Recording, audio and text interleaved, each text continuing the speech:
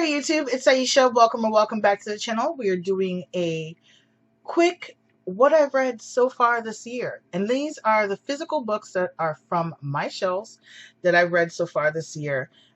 So I'm just going to show you all the physical books that I've read so far this year. I will do a video of just the ebooks that I've read so far this year, because that will require me getting the images and then putting them up.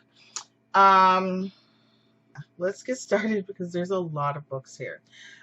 So I reread Danger Zone by Sierra Cartwright, and this one I read because as much as I love it and it's a really good erotica, I read it by accident because it was a cover change and a title change. I guess she got her rights back, so I saw it on sale. It was part of that spend 20 save 5.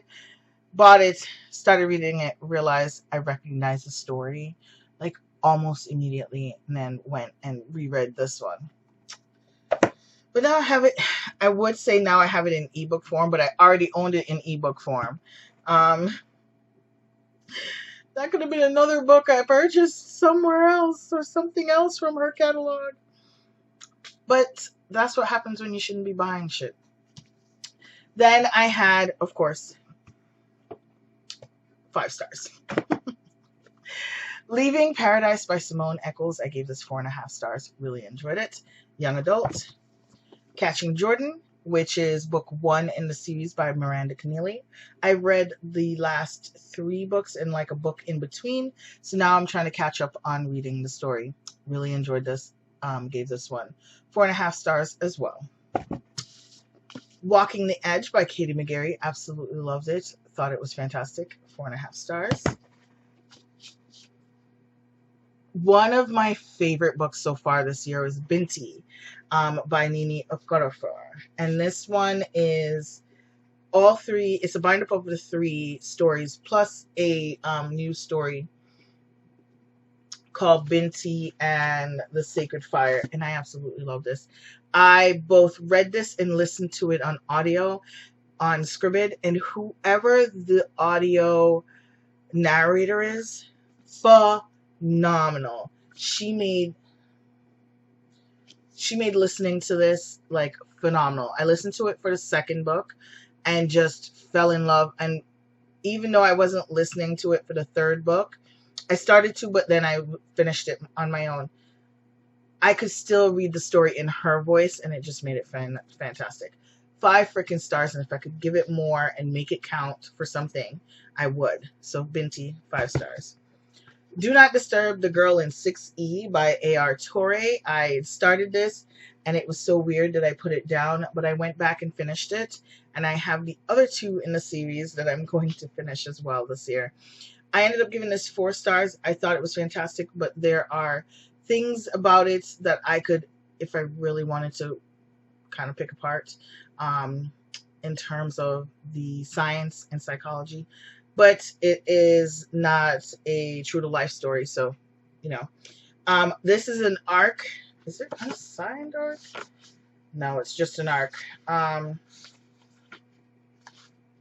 it's just an arc from BEA a couple of years ago, 2014, and I'm just now reading it. Last Summer with Maison. This is another 5-star read. I absolutely love this. This is a young adult. This was another 5-star read for me, and this one is a nonfiction.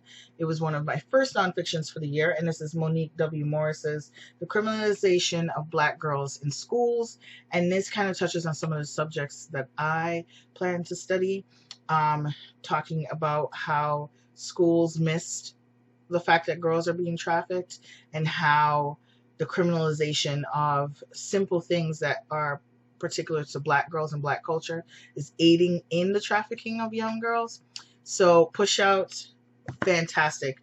I highly recommend if you're a teacher, if you are a school nurse, if you're working with students as a school administrator, please read this. This is definitely a must read. Then I marathoned the series because I absolutely loved the gentleman they picked to play the vampire. His accent, his voice, the way he looks, just phenomenal. I marathoned that series, and then went ahead and read the book. I love the execution of the story in the TV show a little better than this. There were a little bit more cohesiveness in the show than there was in here, but having seen the show made reading this a lot easier, because this did have moments where it got dry and slowed down, but because I'd already seen the show, I remembered how good it gets, so I kept pushing through. So this one I gave 5 stars.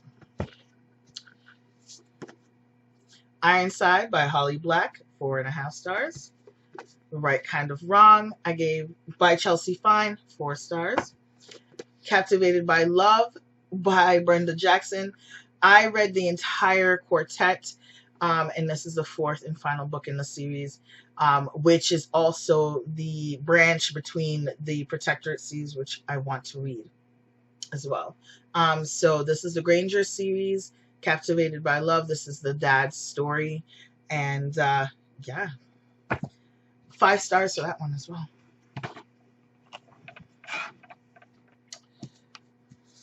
This is my first pre-order that came in for the year, and this is Only a Breath Apart by Katie McGarry. I had such an adventure getting this book. I sent back 7 copies. Yes, you heard me right, 7 copies. Because they came, the cover was torn, the spine was destroyed. There was like spill or something on there. It was just, you opened it up, it was gross on the inside. I don't know what Amazon was doing, but they had the worst books. And I was like, I'm paying for this. You better send me a good looking book. So I kept sending it back until they finally got it right. Another 5-star read, absolutely loved. This is Afterburn and Aftershock by Sylvia Day. This one is autographed and I absolutely love it. Yes. In the Flesh, also by Sylvia Day. Scandalous Liaisons, also by Sylvia Day. This is a historical. It's more of like snippet stories from within her historical series. One With You, which was 5 stars. I absolutely loved it. I'm so glad that I read this and that I was not spoiled. In all the years that I've done this, this one is also signed. I went to the launch for this when she had it here in Connecticut at Mohegan Sun, at Foxwoods. And then Captivated by You, also went to the launch party for this. Did not read it, but then decided this year I wanted to finish it before I was spoiled, and absolutely loved it. Both of them 5 stars. Rush and Fever by Maya Banks, 3.75. They would have been 4 stars, but there was so much that made me just, no. My first 5-star read of the year, Becoming Michelle Obama. This, I love this. I not only read it and followed along, but listened to her read this was so much more powerful. I do understand the criticisms of the book, and I do have a few of them of my own, but 5 freaking stars. Absolutely amazing. Absolutely amazing. You're going to kind of see a preview of my wrap-up of Jennifer July, but I read Everywhere and Every Way by Jennifer Probst, which is book 1 in the Billionaire Builders series. I'd already read book 2, and so I finished out the month and the series by reading the 3rd book, which is All or Nothing at All by Jennifer Probst. Then I'm stuck to reading just the books I had on my shelf, otherwise I would have marathoned the series. I really enjoyed this, and I was not aware of the magical realism aspect of this, and I'm very happy that I read it. And this is The Marriage Trap and The Marriage Bargain. And Marriage Bargain, Marriage Trap, 4.5 stars. I will be doing a review because I have some things. Then Searching for Someday, also by Jennifer Probst. And this one was 4 stars. I've been catching up on this series by Tara Sumi, so I read The Caller, The Enticement, and Seduced by Fire. So this is the branch the book that branches into this new series called A Partners in Play novel. So it's part of the Submissive series, but it kind of branches off and focuses on some of the people that are in the club that they're playing with. I absolutely love the rendition of BDSM that she has in here and the different ways it's shown and how BDSM changes and morphs for the people, different people in it. Love it. Definitely will be continuing on. I read this tiny copy of Binti. So, and yes, it counts as a separate book. Clipped Wings and Inked Armor by Helena Hunting.